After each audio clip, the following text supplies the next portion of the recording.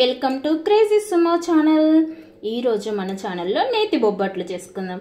ఓకేనా? ఎలా చేయాలనేది చేసి చూపిస్తాను, మీరందరూ చూడండి. ఓకేనా? బొబ్బట్లు చేయడానికి ఫస్ట్ పిండి కలుపుకుందాం. నేను అన్నీ ఇదే బౌల్తోనే తీసుకుంటాను కొలత. ఇది నిండా పిండి తీసుకుంటాను, మైదా పిండి. మీ ఇష్టం, మీరు గోధుమ పిండి తీసుకుంటే అది హెల్తీగా ఉండాలంటే మీరు గోధుమ పిండి తీసుకోండి, అది మీ ఇష్టం. కాకపోతే మైదా పిండితో మాత్రమే మంచిగా వస్తాయి. హాఫ్ స్పూన్ అంతా సాల్ట్ వేసుకోండి. సాల్ట్ వేసుకుంటే మంచి టేస్ట్ ఉంటాయి బొబ్బట్లు, వేసుకోండి. ఓకేనా? చిటికెడు పసుపు వేసుకోండి, మంచి కలర్ కనిపిస్తే కలర్ వస్తుంది. ఇదంతా ఇప్పుడు ఒకసారి కలుపుకుందాం. మీ ఇష్టం, సగం గోధుమ పిండి సగం మైదా పిండితో అయినా చేసుకోవచ్చు. కాకపోతే మైదా పిండితో అయితే మంచిగా సాఫ్ట్గా వస్తాయి.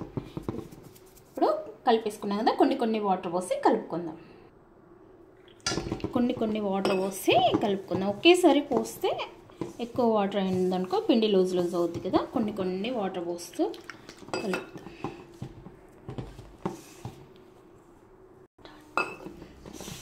బాగా గట్టిగా కలపకండి, బాగా లూజ్గా కలపకండి. ఓకేనా? పిండిని ఇలా కలుపుకోండి. ఓకేనా? ఇలా ఉంటే ఎంత మంచిగా కలుపుకుంటే పిండి అంత మంచిగా బొబ్బట్లు వస్తాయి. ఓకేనా?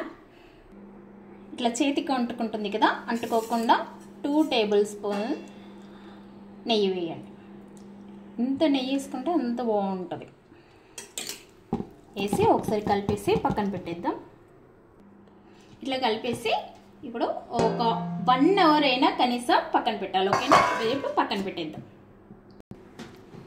శనగపప్పు తీసుకోండి. ఏ కప్పుతో అయితే మనం పిండి తీసుకున్నామో అదే కప్పుతో పప్పు తీసుకొని కనీసం ఒక ½ అవర్ అయినా నానబెట్టండి.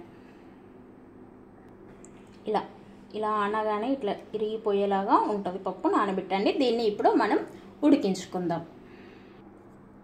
ఇదే వాటర్తోని పప్పు కూడా కుక్కర్లో వేసి ఉడకబెట్టేద్దాం. పప్పు మునిగేంత వరకు వాటర్ పోసి మీడియం పెట్టి గ్యాస్ 3 విజిల్స్ వచ్చే వరకు ఉడికించుకుందాం. ఓకేనా?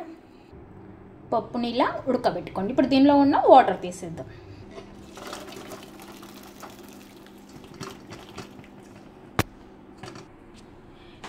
ఇట్లా వాటర్ లేకుండా తీసుకోండి. ఈ వాటర్ ఉన్నాయి కదా, ఇవి పారబోయకుండా ఏదైనా రసంలాగా కూడా పెట్టుకోవచ్చు. ఇప్పుడు ఈ పప్పు చల్లగా అయ్యే వరకే మనం బెల్లం తురుముకుందాం. ఏ కప్పుతో అయితే పప్పు తీసుకున్నామో అదే కప్పుతో బెల్లం తీసుకుందాం. ఓకేనా? ఇప్పుడు అదే కప్పుతోనే బెల్లం తీసుకున్నాను. ఇప్పుడు ఈ పప్పును మిక్సీ పట్టుకుందాం. దీంట్లో వేసేసుకొని మిక్సీ పట్టుకుందాం. ఓకేనా? ఈ పప్పుని ఇప్పుడు మెత్తగా మిక్సీ పట్టుకుందాం. ఓకేనా? ఇలా మిక్సీ పట్టుకున్న పప్పుని ఒక బౌల్లో వేసుకుందాం.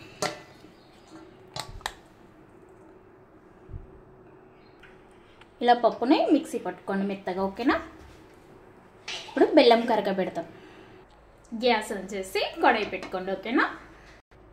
ఏ కప్పుతో అయితే పప్పు తీసుకున్నామో అదే కప్పుతో బెల్లం వేసుకున్నాను, సమానంగా వేసుకోండి. ఓకేనా? ఇప్పుడు బెల్లాన్ని కరిగించుకుందాం. అందులో కొంచెం నెయ్యి వేసుకోండి, బాగుంటుంది.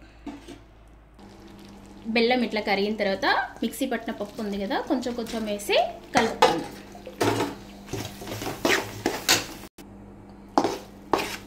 ఇలా అంతా కలిసేలాగా కలుపుకోవాలి. బెల్లంలో పప్పును బాగా ఉడికించుకోవాలి, ఉండలు లేకుండా చూసుకోండి. ఇలా ఉడుకుతున్నప్పుడు యాలక్కాయల పౌడర్ వేసుకోండి, మంచి ఫ్లేవర్ ఉంటుంది. ఓకేనా? కలుపుతూ ఉండండి, లేదంటే అడుగంటుకుంటుంది.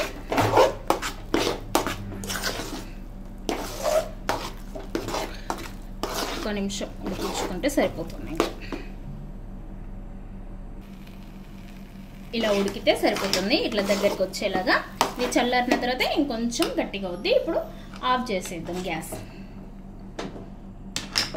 గ్యాస్ ఆఫ్ చేసి కొంచెం ఇలా అనుకోండి, త్వరగా చల్లగా అవుతుంది, త్వరగా చేసేసుకోవచ్చు.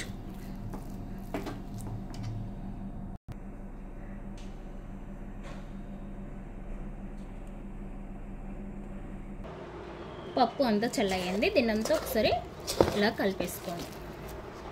అంత ఒక దగ్గరికి ఇలా కొంచెం ఇలా పట్టుకొని ఇలా చేస్తే ఉండలాగా రావాలి అంతే. ఇప్పుడు మీరు ఎంత సైజ్ చేసుకుంటారో దాన్ని బట్టి ఈ పప్పు ముద్దను తీసుకొని అంతా చేసుకోండి. అంటే బొబ్బట్లు ఏ సైజులో చేసుకుంటారు, నేనైతే చిన్ననే చేస్తాను, ఇంత సరిపోతుంది. ఇంత సైజ్ చేసుకొని పక్కన పెట్టుకుందాం.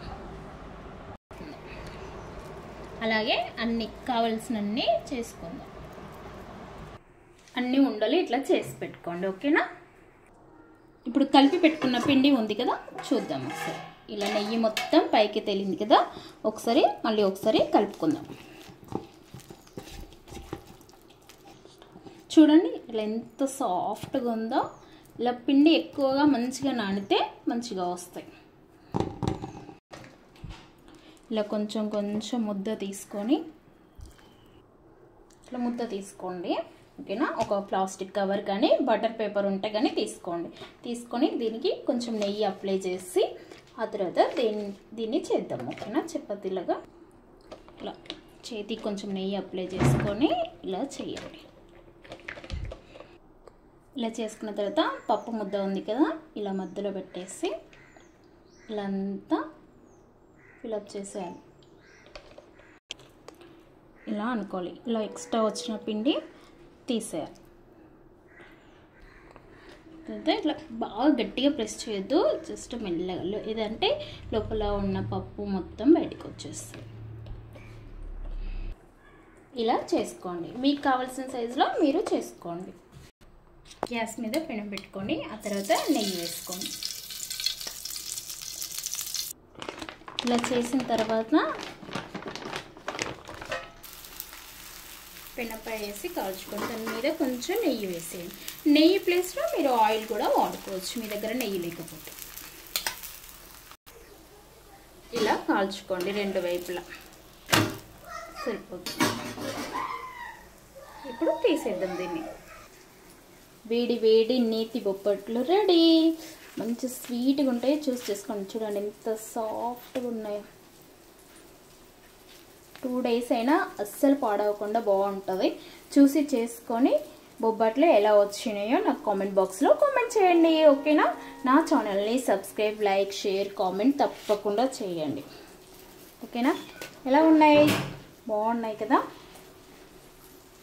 ఓకే, మరి సపోర్ట్ చేస్తారని నేను అనుకుంటున్నాను. నా ఛానల్ సబ్స్క్రైబ్ చేసుకోండి. Okay, bye.